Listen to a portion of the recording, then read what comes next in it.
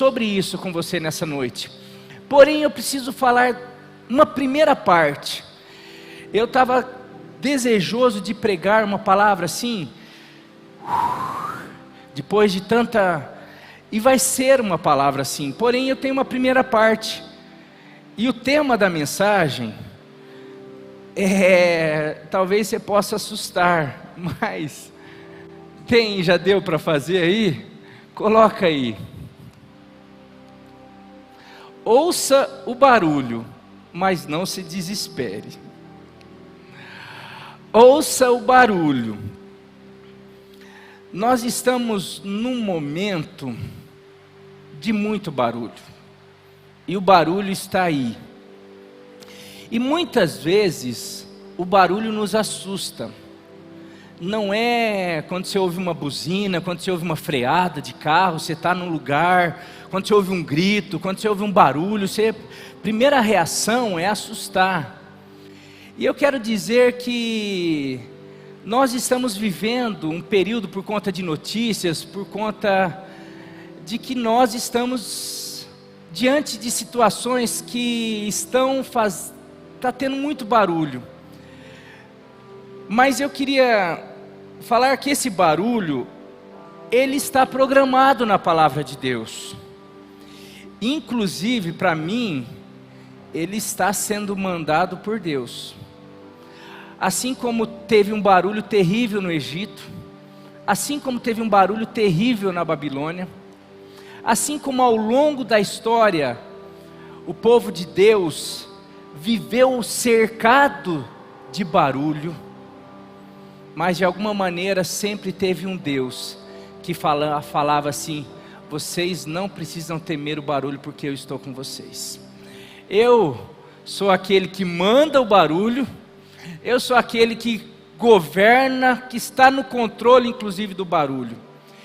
Mas nós estamos vivendo assim como na época do Egito, assim como na época da Babilônia, e por isso que eu estou falando isso, porque nós estamos num tempo de preparação, assim como o povo do Egito, enquanto as pragas vinham, e a gente vendo as 10 pragas, a gente imagina que foi assim, uma seguida da outra, mas calcula que levou pelo menos de um ano a um ano e 6 meses, até eles saírem. Aquela guerra, aquele braço de ferro do povo de Deus com o faraó, com o Egito, mais ou menos 1 ano e 6 meses, nós estamos em 1 ano com pandemia. Lá no Egito 1 ano e 6 meses, será que vai, será que não vai? Nossa, agora que praga que é? Nossa, agora é rãs, agora piolho, agora chovendo granito, agora pedras imensas estão destruindo, está destruindo, ai, barulho está caindo na casa aqui do lado, será que vai cair na nossa casa? E agora os animais estão morrendo, será que os nossos vão morrer? Quanto barulho aquele povo presenciou, por causa de um juízo. E para mim, nós estamos vivendo um tempo de juízo, e eu queria, antes de falar, mas não se desespere, não temas, porque o Senhor está conosco, eu queria te levar a refletir, Lucas 17, de 26, não antes, Mateus capítulo 24, Marcos capítulo 13, Lucas 21, mas pode começar Mateus 24, versículo 4, por favor.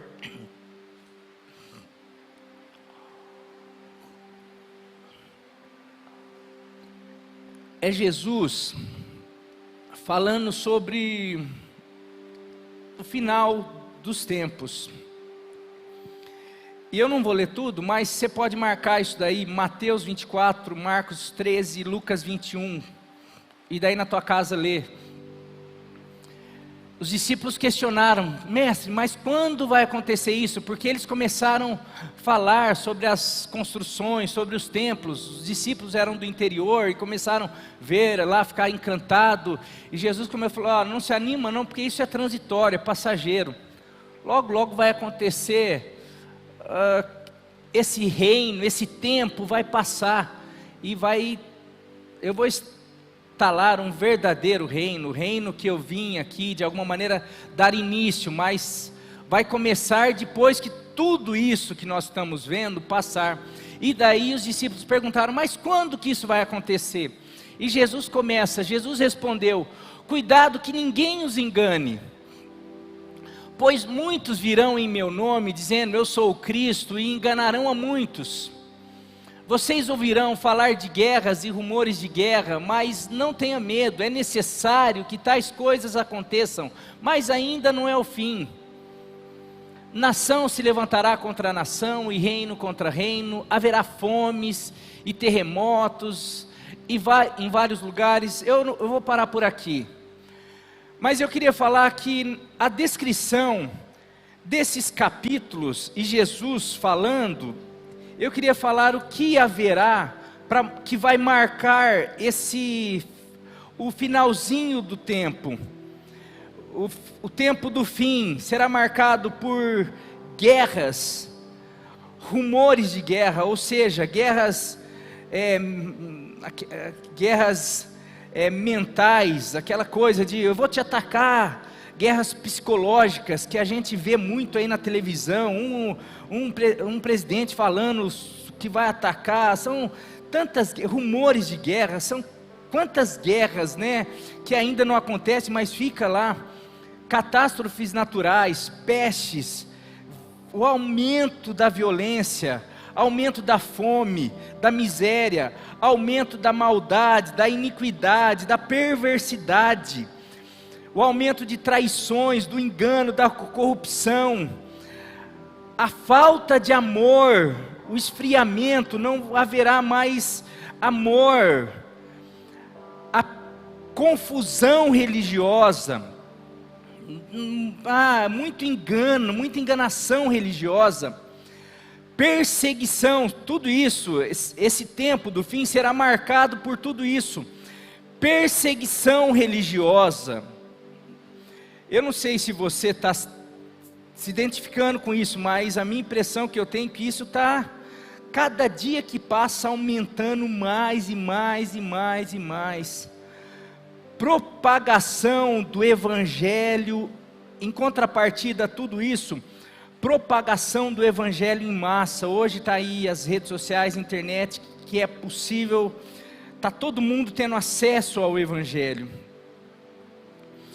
E daí eu quero já que você abra sua Bíblia em Lucas capítulo, eu fiz um resuminho do que se fala, Jesus respondendo como será o tempo do fim. E para mim, eu estou falando porque nós estamos nesse tempo do fim. Lucas 17, 26 a 30, por favor, coloca aí, Lucas 17, 26 a 30. Assim como foi, falando sobre o tempo do fim também, assim como foi nos dias de Noé, também será nos dias do Filho do Homem, ou da vinda do Filho do Homem. O povo vivia, na época de Noé, vivia comendo e bebendo, casando-se e sendo dado em casamento, até o dia em que Noé entrou na arca. Então veio o dilúvio e os destruiu a todos. Aconteceu a mesma coisa nos dias de Ló. O povo estava comendo e bebendo, comprando e vendendo, plantando e construindo. Mas no dia em que Ló saiu de Sodoma, choveu fogo e enxofre do céu e os destruiu a todos. Acontecerá exatamente assim no dia em que o Filho do Homem for revelado. Assim como foi nos dias de Noé, além de todos aqueles sinais que Jesus fala dos capítulos 24 de Mateus, dos capítulos 3 de Marcos, do capítulo 21 de Lucas, tem essa passagem aí, esse texto de 17 A Bíblia fala muito, mas assim como foram nos dias de Noé e nos dias de Ló. Se você voltar, mas eu não quero demorar muito aqui, mas Gênesis 6 descreve a época de Noé, os dias de Noé. Mas os dias de Noé se caracterizavam pela perversidade e pela violência. Os homens eram violentos, tinha assassinato, homicídios, eles estavam, e Deus vem e fala assim: eu não aguento, não estou suportando mais essa violência e essa perversidade. E além disso, esse povo, eles estão tão desligados das coisas de Deus, quando fala, eles estavam casando e dando-se em casamento, ou seja, eles só estavam ligados nisso. Não é que isso é o problema, isso lembra na primeira pregação, Deus nos ensina isso, família é bênção de Deus, Ele nos ensina a empreender, a trabalhar, mas aqui nos dias de Noé, era violência, era perversidade, era só carne, era só vontade humana, não estava nem aí. De repente vem Noé pregando: pessoal, o juízo está vindo. Pessoal, Noé foi um barulho, foi uma trombeta para aqueles dias. Noé, pessoal, está vindo um juízo aí, logo logo virá um dilúvio. Pessoal, esse cara está doido, vamos continuar a nossa vida aqui, vamos continuar com a violência, vamos continuar com aquilo que a gente está acostumado, vamos continuar com o Egito, vamos continuar com a Babilônia, vamos continuar assim. Assim como nos dias de Noé, ninguém acredita, dá crédito na palavra de Deus. O que importa é a nossa vida, o dia a dia, as coisas da terra, as coisas do aqui e agora. O que vai acontecer daqui a um tempo, pouco importa. O que importa é que hoje eu estou bravo e eu quero meter a mão na cara mesmo. O que importa é que eu quero me dar bem. O que importa é que eu quero curtir a vida. Era o pensamento do povo da época de Noé. Mas não é só da época de Noé. Se você quiser conferir tudo isso, Gênesis 6. O Gênesis 6:5 fala sobre a perversidade, mas fala também, assim como nos dias de Ló. Meus queridos, talvez eu faça uma pregação só sobre o que tinha específico, com mais detalhado, mas hoje o foco não é esse. Eu só quero fazer um paralelo e trazer para que vocês percebam aquilo que o Espírito tem colocado no meu coração. E essa noite eu não dormi e atrapalhei a Nilva a dormir, porque eu comecei a pregar para ela, ela quase não conseguiu dormir depois, porque a coisa, você vai ver aonde que eu vou chegar. Daqui eu vou para Apocalipse daqui a pouco, então você aguenta aí.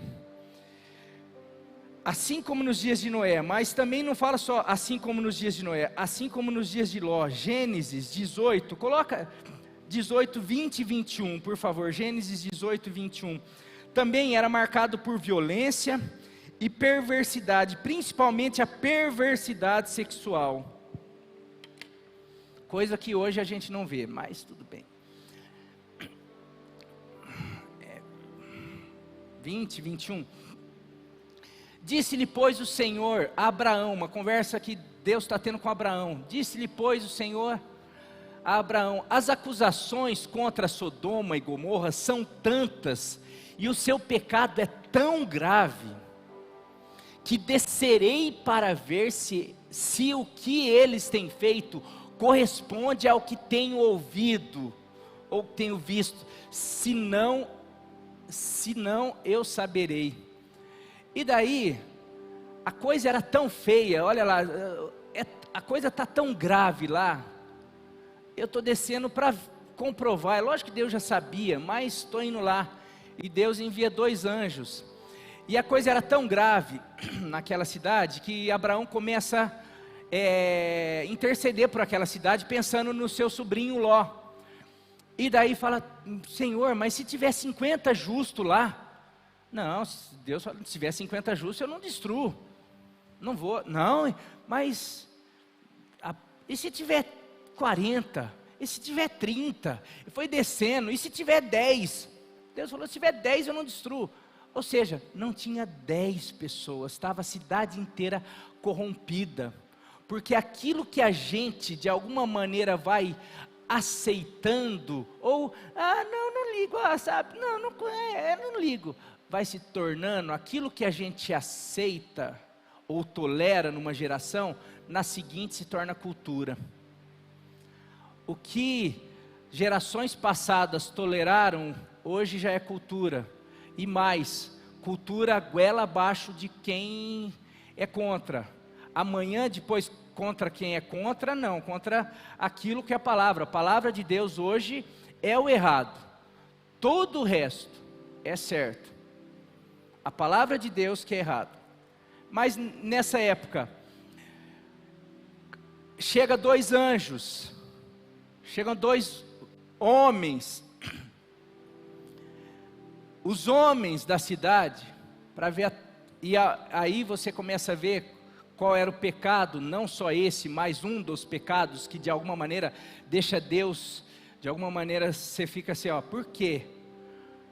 Os homens daquela cidade viram Ló recebendo os anjos, e os homens foram lá na casa, querer que Ló os entregasse os anjos, para que eles pudessem, daí falar assim, não é que eles pudessem ter relação sexual com os homens quiseram ter relação sexual, mas independente se eles queriam ou não, não era consensual, eles queriam estuprar os homens, então era perversidade, violência, era um monte de coisa, e de alguma maneira,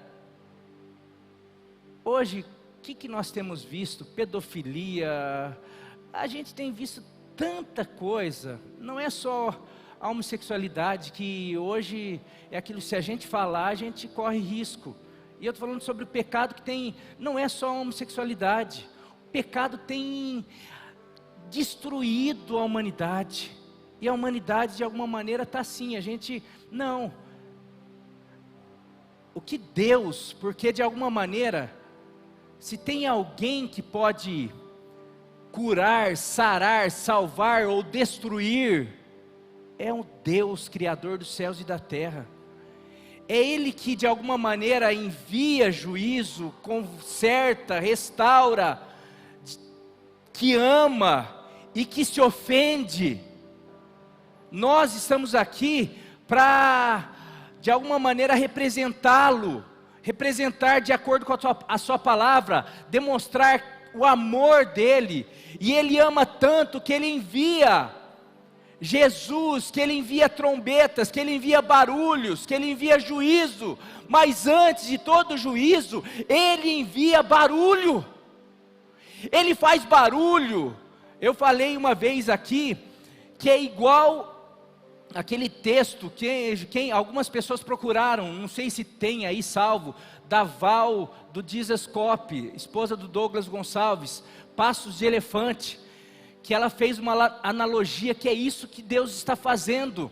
Ela fala que ela detesta como mãe, você é mãe, você sabe que você detesta bater, castigar os teus filhos, e ela fala que tem dificuldade de colocar os filhos dela para dormir, ela pede para os filhos, tem hora para dormir, tem não sei o que, e é sobrado, o quarto fica no andar de cima, e ela vai lá, coloca os filhos, vão dormir, não sei o que, ela desce para a sala, e de repente ela fica quietinha, começa a ouvir eles conversando, fazendo alguma coisa, e ela vai lá, avisa, olha, é para vocês dormirem, se a mamãe voltar aqui, e pegar vocês acordados, a mamãe vai bater, e daí ela volta lá para baixo, e daí ela começa a ouvir de novo, puxa, eu falei que vou ter que bater, e daí, ela fala que ela sobe a escada fazendo um escândalo, para ela, a hora que chegar, eles perceberem que ela está subindo, para eles pelo menos, a hora que ela chegar lá, eles estarem dormindo, para ela não precisar bater, porque ela não quer castigá-los, então, ela faz um barulho, tipo assim, eu estou chegando, conserte-se, vão para a cama, vamos dormir, e ela faz uma analogia, Jesus está fazendo isso com a humanidade. Ele está voltando. Ele deixou escrito. Ele deixou a palavra dele. Gente, não se engane. Eu deixei tudo escrito. Eu avisei, estou falando. Já voltei. Já deixei tudo pronto. Estou usando os meus profetas. Eu estou fazendo barulho. Eu estou usando pestes. Eu estou usando terremoto. Eu estou usando guerra. Está tudo acontecendo. E vocês ainda não estão acordando. O barulho está aí. Ou vocês vão fazer igual aquele povo da cidade de Sodoma e Gomorra? Eu estou alertando, vai ser igual naquela época. Vai ser igual na época de Noé, que foi avisado e todo mundo dormindo. E eu estou falando isso, porque o que nós estamos vendo, meu querido, eu não sei você, minha mãe tem um versículo lá de Jeremias, não lembro, mas fala: coisas horrendas e espantosas andam se fazendo na terra. E ela fica, cada vez que a gente assiste televisão, cada vez que a gente, antigamente assistia televisão, hoje é a hora que cada vez que você vê internet, cada vez que você vê notícia, cada vez que você conversa, é só desgraça, é só violência, é só homicídio, é só traição, é só maldade, é a iniquidade aumentando, são as coisas, a insatisfação do homem, a perversidade do homem. O homem não sabe mais o que fazer para ser um cara mau, a pessoa mau, filhos matando pais, pais matando filhos, castigando. Chegou. Se Jesus demorar mais um pouquinho, ele vai ter que voltar a pedir perdão para Sodoma e Gomorra, falar: pessoal, eu tenho certeza que nessa geração Jesus volta, porque não tem mais, aonde vai parar? Aonde vai parar essa questão da perversidade sexual? Falando, a época não é mais, quantos gêneros tem? Você já parou, já foi pesquisar um pouquinho? Não é mais essa questão de homem virar mulher, mulher virar homem, não, hoje é tudo, tal do poliamor, e que também já ficou ultrapassado tudo. Se quiser, você pode tudo. Hoje o teu coração, que a Bíblia fala que é enganoso, que é pecaminoso, que é mais corrupto, se o teu coração te inclinar a ter, não, eu estou apaixonada por um cachorro, seja feliz com o cachorro, case com ele, daqui a tempo vai poder casar com o animal, vai ter lei para isso daí, vai ter lei para tudo, vai ter lei para satisfazer o coração corrupto do homem. E Jesus e Deus está lá, só observando. Mas não está só observando, Ele está tocando trombeta. Porque daí, depois de tudo isso, eu fiquei assim: Deus, o que está acontecendo? Aonde nós estamos em Apocalipse?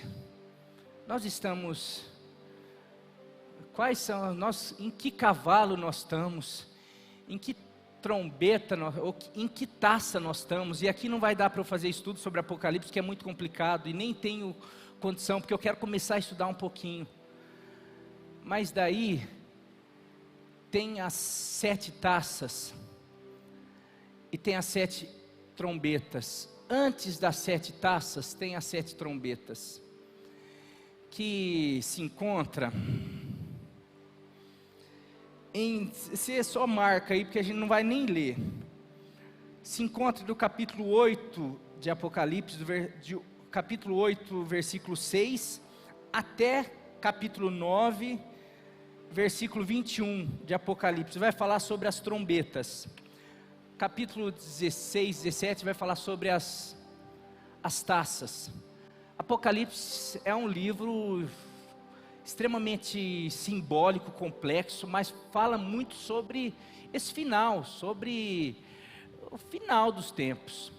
E tem muita coisa lá que você não entende, mas daí, se você começar a ver e começar a analisar, principalmente as pragas e coisas, tem muita relação, os símbolos que ele usa, com as pragas do Egito. Porque eles usam aquilo que eles tinham como ferramentas, como naquilo que eles sabiam, naquilo que eles entendiam, os números e coisa, não é nada semelhante. Não é que vai ser igualzinho. A gente fica, quem quiser tentar, mas o que está querendo, o que significa aquele... É muito complexo, mas de alguma maneira, essas trombetas, elas estão falando sobre um certo prejuízo para a terra. Está falando que 1/3 da população vai ser dizimada, está falando que 1/3 do mar vai ser comprometido, 1/3 não sei o quê. Está falando sobre uma parte que vai sofrer, uma parte do todo que vai sofrer dano. Cada trombeta vai ter uma situação lá. E eu não vou entrar aqui em mérito nenhum de cada, porque é muito complicado, mas eu quero dizer o seguinte: durante a trombeta, porque é barulho, tem a possibilidade de arrependimento, tem a possibilidade de, olha, será que é o fim? Será que está chegando? Será que é o momento? Será que é agora? Será que nós estamos vivendo esse momento? Será que é o barulho da mãe chegando no quarto? Será que é o barulho? Será que é o cumprimento daquilo que Jesus falou? A hora e o dia não dá para saber, mas a época Jesus falou. Não dá para saber se é hoje, amanhã, depois, quando... Mas que nós estamos, que está chegando, meu querido, é só se nós quisermos realmente, se nós estivermos tapando. E o interessante, que você vai chegar no final, no capítulo 9, a hora que termina as trombetas, o texto fala assim: e essa turma viu tudo isso. Quem ficou, viu as 7 trombetas tocarem, ou viu o caos acontecer, viu tudo, viu pandemia, viu morte, viu catástrofe, viu tudo, e eles não se arrependeram. Mas logo em seguida começa as taças, e a hora que começa a primeira taça, não tem mais oportunidade de arrependimento. Daí o céu se fecha, salvação sem oportunidade. Então, meu querido, nós estamos numa época, nós estamos construindo a arca, porque o dilúvio está chegando. Nós estamos em meio às pragas do Egito. Nós temos que nos preparar para sair. Nós estamos em meio ao decreto do rei Ciro. Vamos voltar para Jerusalém. Nós estamos em meio a tudo isso. Agora, em meio a tudo isso, tem barulho, tem temor, tem desespero. Você imagina aquela turma no Egito. Então o que eu estou falando aqui é o seguinte: a igreja vai ouvir muito barulho, e nesse momento o barulho vai servir como arma para que nós possamos pregar o evangelho e falar: isso é trombeta, é o meu Pai que está voltando, é o meu Jesus que está vindo me buscar. E diante disso, quando Jesus fala, e eu sei que nós estamos entrando no começo, no princípio das dores, a igreja vai começar a passar perseguição, a perseguição vai aumentar, situações, por isso que é o ano da aliança, por isso que é o ano de se comprometer, por isso que é o ano de quem crer vai pegar o cordeiro, vai ter que matar o cordeiro, vai ter que se apropriar do cordeiro, pegar o sangue do cordeiro e falar assim: a minha casa, aqui na minha casa tem o sangue do cordeiro, eu e a minha família estamos comprometidos, eu tenho uma aliança e eu vou passar, vai ter barulho, vai ter praga, vai ter um monte de coisa, mas eu estou debaixo, protegido do sangue do cordeiro, porque eu tenho uma aliança com Jesus.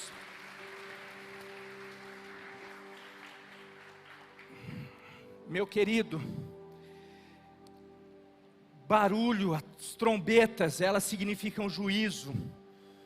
Ainda com oportunidade, trombeta significa aviso, barulho, alerta. Trombeta para o povo de Deus era alerta, preparação, agitação. Eu quero perguntar, essas coisas têm te agitado um pouco? Essas coisas têm te deixado meio alerta? Essas coisas têm de alguma maneira te preparado? Porque não adianta só ficar alerta, não adianta só ficar meio esperto com barulho, é necessário se preparar, porque a hora que menos esperar, a gente tem que estar seguindo a nuvem, estar seguindo a ordem de Deus, e assim por diante. Agora eu quero, Marinho, você me assustou. Jesus, quando falou isso para os discípulos, você acha que eles ficaram como? A própria resposta de Jesus.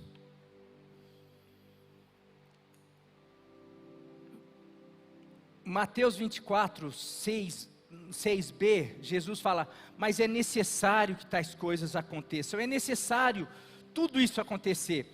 Mas Lucas 21, 28 diz assim, Jesus respondendo: quando tudo isso começar a acontecer, não é para vocês ficarem cabisbaixos, vocês ficarem temerosos, é o momento de vocês se colocarem em pé, levantar a cabeça, se alegrar, porque a vossa redenção está próxima. É hora de realmente perceber que tudo aquilo que nós cremos, tudo aquilo que nós pregamos, tudo aquilo que nós professamos, tudo aquilo que Jesus veio conquistar para mim, para você, para a igreja dele, está perto de nós tomarmos posse concreto, de verdade, não só na visão, não só na fé, mas na materialização, e depois disso, nós, para todo sempre, reinaremos com Ele, num reino de justiça, de paz, de equidade, aonde não vai mais reinar a impunidade, a violência, as tragédias, aonde haverá alegria, paz, justiça e equidade, não mais por 50 anos, não mais por algum período, que às vezes nós sofremos aqui, mas para todo sempre, e sempre, e sempre, e sempre, glória a Deus. Mas é só para quem entrar na arca, mas é só para quem tiver uma aliança com Ele. Isaías 46, 9 e 10 diz assim, põe aí por favor, Isaías 46, 9 e 10, lembre-se das coisas passadas, das coisas muito antigas, eu sou Deus, e não, vai próximo, 10, isso, 10, desde o início faço conhecido o fim, desde o início faço conhecido o fim. Desde quando Ele criou, Ele já está tudo certo com Ele. A gente que fica, mas Ele desde o início, por isso que Ele falou, conversou com os discípulos, eu vou para Jerusalém, vou morrer, mas eu vou ressuscitar. Mas quando Ele morreu, os discípulos ficaram desesperados. Jesus falou que tudo isso que a gente está vendo ia acontecer, mas a gente fica desesperado. Jesus tem promessa, Deus, porque desde o início Ele já se faz conhecido, desde os tempos remotos, o que ainda virá. Digo, meu propósito permanecerá em pé, e farei tudo o que me agrada. Deus está tudo no controle. Isaías 54:10, por favor. E aqui já vai começar. Se eu fosse você, eu começaria a anotar todos os textos daqui para frente, porque isso é o que, toda hora que de alguma maneira você se sentir um pouquinho abalado, eu pegaria esses textos. Embora os montes sejam sacudidos, as colinas sejam removidas, ainda assim a minha fidelidade para com você não será abalada, nem será removida a minha aliança de paz, diz o Senhor, que tem compaixão de você. Meu querido, Ele está falando assim, olha, tudo pode estremecer, o mundo pode se abalar, mas a minha aliança com você não se abala, a minha palavra está acima de todas essas coisas. Então, meu querido, é uma época, é um tempo que o mundo vai se abalar, as coisas vão começar a estremecer, mas nós estamos firmados sobre um Deus todo-poderoso, que nos prometeu nos segurar, que prometeu estar conosco todos os dias. Sabe por quê? Êxodo 19, 5 e 6, diz assim, Êxodo 19, 5 e 6, agora, se me obedecerem fielmente e guardarem a minha aliança, se guardarem a minha aliança, vocês serão o meu tesouro pessoal entre todas as nações, vocês serão o meu tesouro, embora toda a terra seja minha, todas as pessoas, tudo seja meu, vocês serão para mim um reino de sacerdotes e uma nação santa. Essas são as palavras que você dirá aos israelitas, essas são as palavras que nós precisamos falar. Nós somos um tesouro especial para o Senhor. Em meio a tudo isso, o Senhor olha para nós de uma maneira diferente, de uma maneira particular, de uma maneira especial. Sabe por quê, meu querido? Olha só quem tem uma aliança com Deus. Se eu estou falando que tem tudo a ver o que nós vamos passar, muito parecido com o que o povo do Egito passou. Eles passaram, eles foram estremecidos. E quando eu falo, você precisa ter uma imaginação um pouquinho fértil, para imaginar 1 ano e 6 meses de guerra, você sendo escravo, debaixo de uma nação extremamente poderosa, e de alguma maneira você estar ali, o teu Deus, trazendo pragas, abalando aquela nação, com pragas terríveis, e você ali no meio, ora sendo abalado pelas pragas, ora ouvindo os gritos, ora vendo as mortes, ora tudo acontecendo ao teu redor. Mas vamos para alguns textos.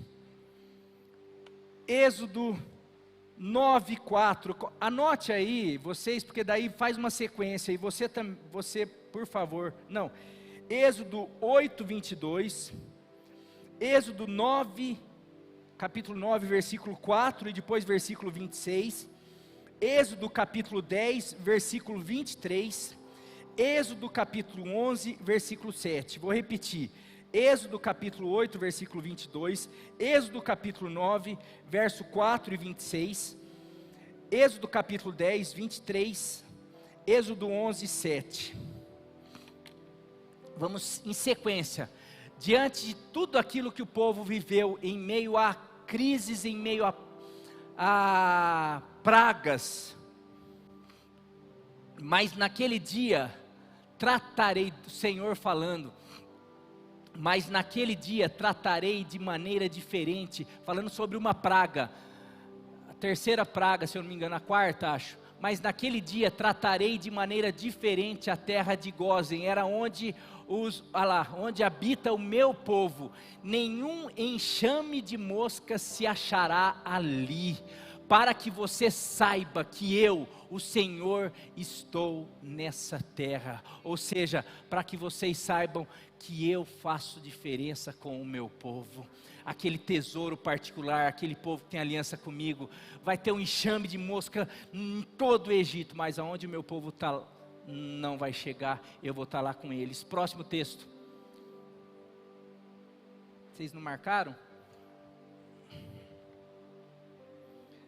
Êxodo 9, 4 e depois o 26.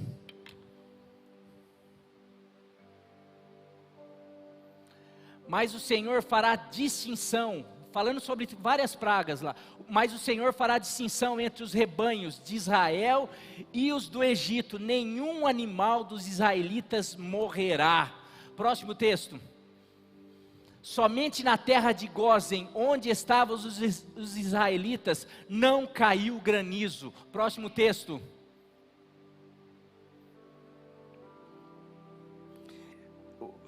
Capítulo 10, versículo 23, e depois capítulo 11, versículo 7. Ninguém pôde ver ninguém, nem sair do seu lugar durante 3 dias. Todavia, entretanto, todos os israelitas tinham luz nos locais em que habitavam. Entre os israelitas, porém, nem sequer um cão latirá contra o homem ou animal. Então vocês saberão que o Senhor faz distinção entre o Egito e Israel. Meu querido, agora eu quero te conduzir a Apocalipse, capítulo 9, versículo 4. Eu estou saindo do Egito e estou indo para as trombetas, que é para nós aqui. Ah, pastor, mas isso o senhor está falando lá para aquele povo de Israel. Nós não somos o povo de Israel.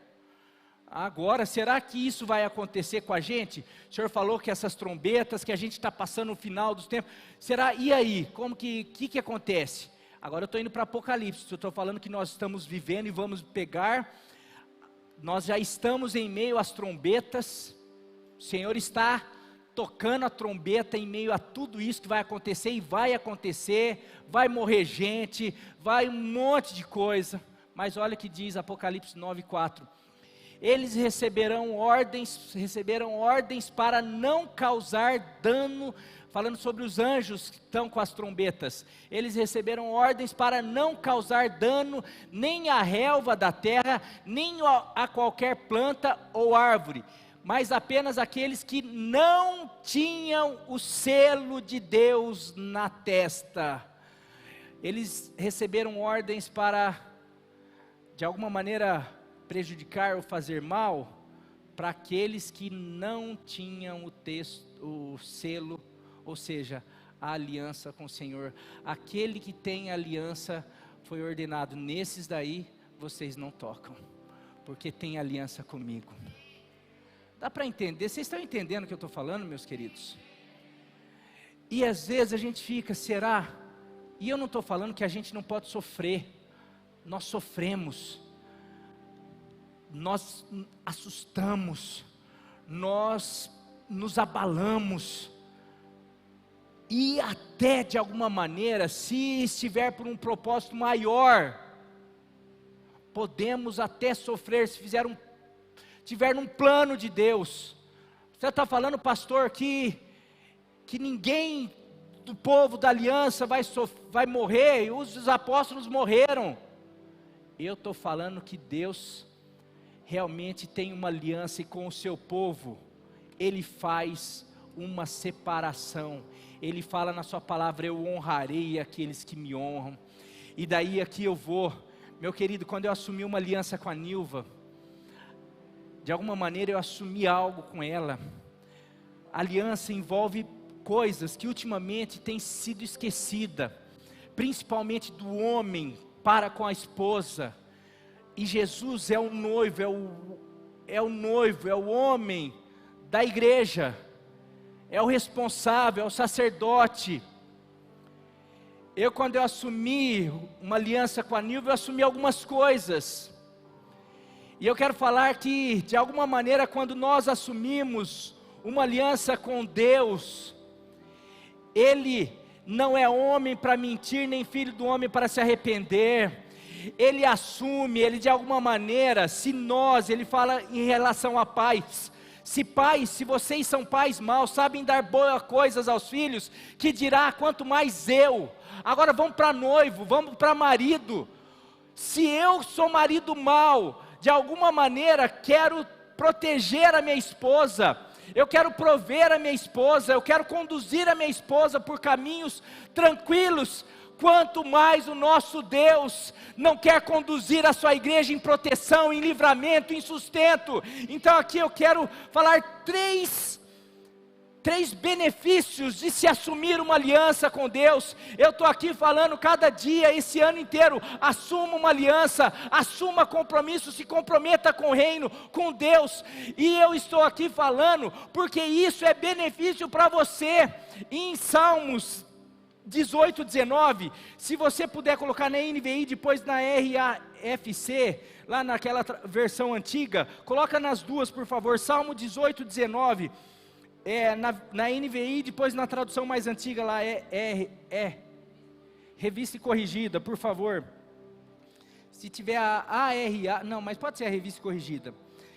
Davi, olha só, Davi está escrevendo um salmo, depois de ter passado por situações difíceis, de perseguição, de inimigos, de Saul, rei, antes dele ser rei, enquanto ele era um servo, o rei todo poderoso que era Saul, que tinha exército, que tinha tudo, perseguiu ele, com exército, com tudo. De alguma maneira, o Senhor livrou Davi, e ele escreve esse salmo maravilhoso, que é o Salmo 18, e daí no versículo 19, ele fala algo muito interessante: ele me deu total libertação, livrou-me, porque me quer bem, me quis bem. Na outra versão, pode pôr a outra, trouxe-me para um lugar espaçoso, ou seja, ele me livrou, ele de alguma maneira, ele me deu tranquilidade, ele me protegeu, ele me sustentou, e mais, ele me deu folga, me deu tranquilidade, me deu descanso, me deu refrigério,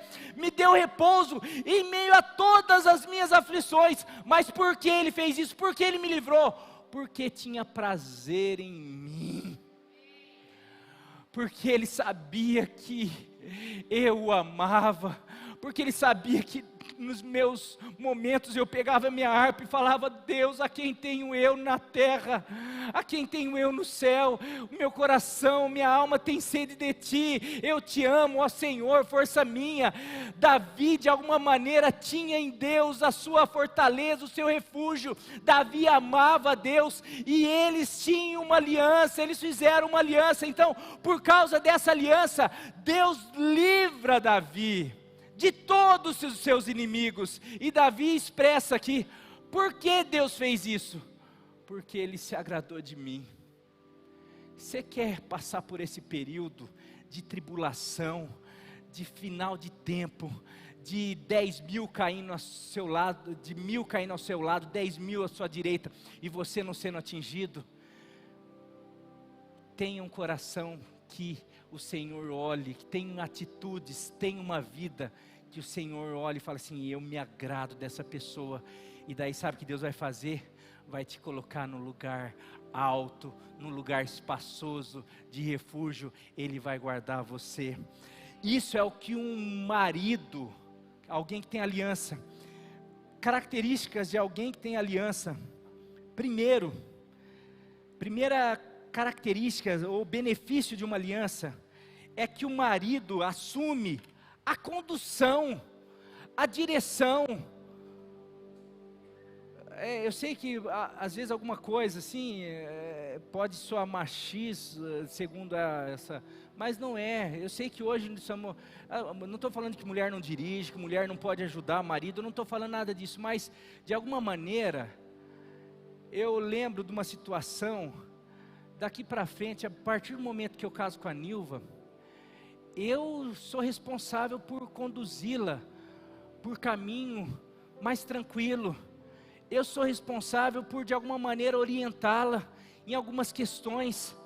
Eu sou o condutor dela, de alguma maneira sou responsável. E eu lembro numa das vezes, muito cedo ela percebeu isso daí. Numa das vezes que estava a igreja, moçada, juventude, a gente foi, não lembro se foi em Ilha Solteira, foi num festival de música, a gente foi de ônibus à igreja, tinha 40 pessoas dentro de um ônibus, e aquela coisa, precisava comer, e ficava, aonde que vão comer? Ninguém, uns queriam comer em tal lugar, e a gente não conhecia a cidade, o ônibus passou numa avenida, passou em 3, 4 restaurantes e ficava, mas qual que a gente come? Qual? Ah, quem? Ah, e aí, vocês que sabem? E ficou aquela coisa, daí o ônibus parou no lugar, cada um decide aonde vai comer, e ficava, mas vamos comer junto, não, aí ficou um negócio. Eu comecei, foi logo no começo do namoro, aquilo lá, eu falei assim, quer saber? Eu peguei na mão dela assim, estava todo mundo lá, eu peguei na mão dela, peguei e comecei, puxei ela até estranhou, foi acho que a primeira vez que eu comecei a puxar ela, o que foi? Eu falei, vamos comer, em algum desses restaurantes eu vou naquele ali e tal, puxei, fui no restaurante lá, ela até ficou assim, eu falei, não, é aqui, vamos comer aqui, senão a gente vai ficar, tinha que não sei o que e tal, de repente, de alguma maneira, chega lá e eu não era pastor naquela época, eu falava, o pessoal, na época, a gente estava lá uma turma, daí teve gente que foi para outro lugar, teve mais assim, o que eu fiz? Eu sou responsável, vem cá, você vai comer comigo aqui nesse lugar, eu não sei aonde que vai ser, eu sei que eu sou responsável, a gente vai aqui, você vai comer, se não tiver, eu te levo em outro lugar, é assim.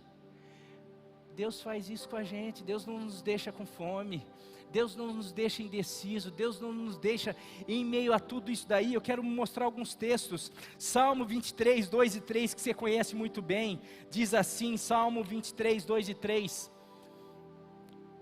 deitar-me faz em verdes pastos, guia-me mansamente as águas tranquilas. O Senhor é aquele que refrigera minha alma, Ele guia-me pelas veredas da justiça, por amor do seu nome.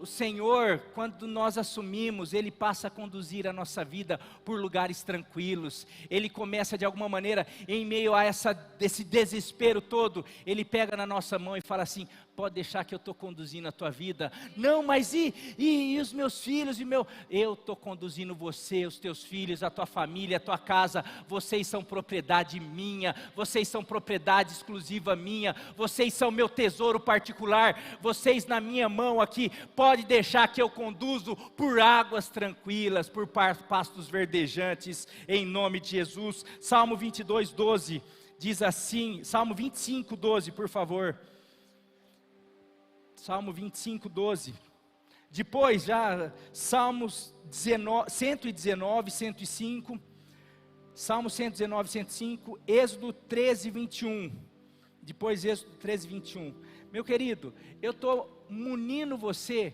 de textos, para de alguma maneira você pegar tudo isso daí. Quem é o homem que teme o Senhor? Ele o instruirá no caminho que deve seguir. Próximo, Salmo 119, 105, lâmpada para os meus pés é a tua palavra e luz para o meu caminho. Ele é aquele que começa por causa da aliança, Ele conduz, Ele nos instrui no seu caminho. Êxodo 13, 21, por favor, já vai para o Êxodo 13, 21, tentar correr um pouquinho mais. Durante o dia o Senhor ia adiante deles numa coluna de nuvem para guiá-los no caminho, e de noite numa coluna de fogo para iluminá-los, e assim podiam caminhar de dia e de noite. Está um tempo terrível de insegurança, de incerteza, a coisa pode piorar, não se preocupa não, quem está com a tua mão, quem está te conduzindo é o Senhor, Criador dos céus e da terra, em nome de Jesus. Segundo, além de te conduzir, a aliança te gera, em meio a tudo isso, proteção. Salmo 91, vamos ler de 1 a 7 esse texto. Meu querido, eu quero desafiar você a ler Salmos. Salmos foi escrito na maioria das vezes em tempos de dificuldade, de luta. É para esse tempo que nós estamos vivendo. Comece a ler, leia o nosso desafio, mas leia os Salmos para esse momento. A hora que você se sentir angustiado, preocupado, com medo, sentir abalado, comece a ler os Salmos. Então, Senhor, a aliança gera garantia de direção, de condução. Qual outra? Mas segundo, de proteção. O marido, o noivo é responsável. De agora em diante, de agora não, mas desde quando eu casei, tá certo que ela tinha uma proteção um pouco maior do que eu, que era o pai, né, 1,95 m, 2 metros de altura lá. Mas eu talvez não tenha força, mas eu sou brabo igual ele, de braveza assim. Mas daí eu também, em contrapartida, talvez não tenha força natural, mas por outro lado tem a força espiritual que, igual Davi, qualquer coisa eu vou na funda e na pedrinha. E agora é responsabilidade minha, quem quiser fazer mal, quem quiser prejudicar, vai ter que brigar comigo, vai se ver comigo, e não tem jeito. Eu sendo mal, você imagina Deus em relação, quando olha para mim, para você, para a igreja dele? Ele é aquele que protege. Olha lá, Salmo 91, aquele que habita no abrigo do Altíssimo, aquele que está no abrigo e descansa à sombra, debaixo das asas do Todo-Poderoso, pode dizer ao Senhor: Tu és o meu refúgio e a minha fortaleza, o meu Deus em quem confio, a minha proteção.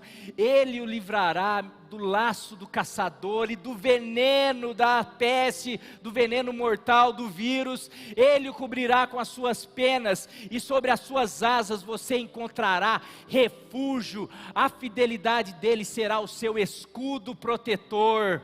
Você não temerá o pavor da noite, nem a flecha que voa de dia, nem a peste que se move sorrateira nas trevas, nem a praga que devasta ao meio-dia. 1000 poderão cair ao seu lado, 10.000 à sua direita, mas nada o atingirá, porque você é a menina dos olhos, porque você é a esposa desse Deus, porque você se comprometeu com Ele, porque você tem uma aliança com Ele. Aleluia. Eu vou aqui, tem muitos textos, eu não vou nem ler, mas se você quiser anotar, Naum 1:7, Salmo 55, 22, Salmo 62, 2, Salmos 9, 9, mas vamos lá, além de proteção, além de condução, o marido é responsável, ou aquele que assume uma aliança, é responsável também pela provisão. Diante de tantas más notícias, e a economia, a gente tem visto coisas tristes mesmo, comércio fechando, as pessoas, a hora que a gente olha de um âmbito natural, começa a vir um medo, não é só para você, na hora que eu olho para algumas coisas, é aquilo que eu falei, me abate. Se eu não correr para a palavra de Deus, eu não consigo pregar aqui, eu não consigo vir trazer uma palavra dessa. Por isso que é aquilo que eu falo, eu procuro ver menos com os olhos naturais e olhar mais com os olhos da fé, porque o justo viverá pela fé. Nós não vivemos por aquilo que nós vemos, nós vivemos por aquilo que nós cremos. Então, de alguma maneira, diante de tudo isso, você pode falar assim: e agora? E o que eu vou comer? E o meu salário? E a minha família? E tantas coisas. Meu querido, se você tem uma aliança, o teu marido, ele é responsável por você, ele vai prover. Olha o que a palavra de Deus diz, vamos ler alguns textos, Mateus 6, de 30 a 33, por favor. Texto muito conhecido, mas é bom nós lermos. Se Deus veste assim a erva do campo, que hoje existe e amanhã é lançada ao fogo, não vestirá muito mais a vocês, homens de pequena fé. Portanto, não se preocupem dizendo que vamos comer, ou que vamos beber, ou que vamos vestir, pois os pagãos é que correm atrás dessas coisas, mas o Pai Celestial de vocês sabe que vocês precisam de todas essas coisas. Busquem, pois, em primeiro lugar o reino de Deus e a sua justiça, e todas essas coisas serão acrescentadas, em nome de Jesus. Deuteronômio 2:7, por favor. Depois Salmos 3:5, Salmos 23:1, Salmos 37:25, Filipenses 4:19.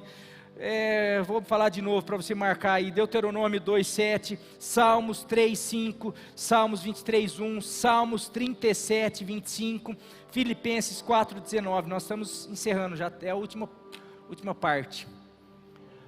Pois o Senhor, o seu Deus, os tem abençoado em tudo que vocês têm feito. Ele cuidou de vocês em sua jornada por esse grande deserto. Nesses 40 anos, o Senhor, o seu Deus, tem estado com vocês e não tem faltado coisa alguma a vocês. Amém? Eu me deito e durmo e torno a acordar, porque é o Senhor que me sustém, que me sustenta. O Senhor é o meu pastor e de nada terei falta. Próximo. Já fui jovem e agora sou velho, mas nunca vi um justo desamparado, nem seus filhos mendigando o pão. O meu Deus suprirá todas as necessidades de vocês, de acordo com as suas gloriosas riquezas em Cristo Jesus. Meu querido, são alguns textos, e eu queria que você anotasse todos esses textos, e que isso tomasse conta do teu coração, nos próximos dias. Se você puder ouvir a palavra de quinta-feira, porque a nossa mente, o nosso coração tem sido assaltado, por tantas coisas, por tantas notícias, por tanta morte, por tanta maldade, por tanta violência, por tanta doença, por tantas coisas. Se isso começar a tomar conta do nosso coração, a gente vai se entristecer, a gente vai se abalar, a gente vai começar a ficar cabisbaixo, a gente vai perder a nossa fé, a gente vai perder no momento desse, estar em pé, como o Senhor Jesus falou, para que nós estivéssemos em pé, olhando, ouvindo a trombeta, e falando: eu sei o que está acontecendo, é o meu Senhor que está vindo, eu já posso ouvir os seus passos, eu já estou vendo, eu já estou imaginando, eu sei que está tudo acontecendo ao meu redor, as coisas estão desabando. Enquanto isso, mas minha casa está guardada, protegida, porque na minha casa tem o sinal do sangue do Cordeiro. Então, de alguma maneira, eu não vou ser abalado, eu não vou ser atingido. Agora, de alguma maneira, se isso não vai tomando conta do meu coração, se não são esses textos, se não são a palavra, se não é a palavra de Deus, se não é a fé, quem vai tomando conta é o medo, é a insegurança, é a carnalidade, é tudo aquilo que o mundo está vendo.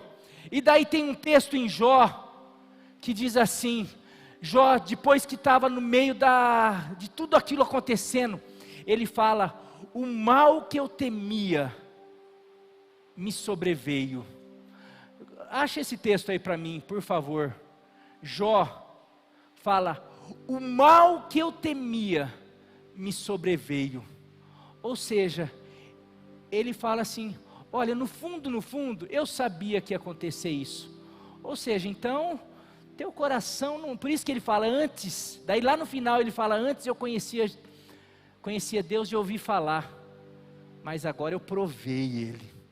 Muitas vezes, meus queridos, nós passamos por situações, porque o Senhor está nos provando, está querendo nos levar a ter uma fé, não só professa, não só de falar: eu creio, mas uma fé que a gente viva, uma fé que toma conta da nossa mente, a ponto de não ficar apenas na nossa mente, mas descer para o coração, descer para as mãos, descer para os pés, descer para as atitudes, para as escolhas e para as ações, para a palavra, e tudo que há em mim demonstra o que?